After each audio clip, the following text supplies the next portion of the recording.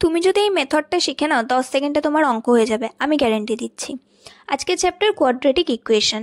এই চ্যাপ্টারে মেন হচ্ছে এই টেবিলটা, ইকুয়েশনের টেবিল আর সাইন অফ রুটসের টেবিল। ঠিক আছে, ইকুয়েশন যদি আমার প্লাস প্লাস দিয়ে থাকে, সাইন রুটসের সাইন হবে মাইনাস মাইনাস, যদি মাইনাস প্লাস থাকে হবে প্লাস প্লাস, প্লাস মাইনাস থাকলে মাইনাস প্লাস, আর যদি থাকে মাইনাস মাইনাস তাহলে হবে প্লাস মাইনাস। তাহলে একটা এক্সাম্পল দিয়ে দেখা যাক। এখানে কি আছে, ইকুয়েশনে মাইনাস প্লাস, তাহলে এর সাইন কি হবে প্লাস প্লাস। ওকে, এবার আমাকে এমন দুটো সংখ্যা ভাবতে হবে যাদেরকে গুণ করলে 36 হয় এবং তাদেরকে যোগ করলে যাতে 13 হয়। তাহলে এরকম দুটো সংখ্যা কি, 4 আর 9, 4 নং 36, তাহলে 4 আর 9কে যোগ করলে 13 হয়। তাহলে আমার সংখ্যা দুটো হলো 4 আর 9, তাহলে আমাদের রুটও হয়ে যাবে কি 4 আর 9।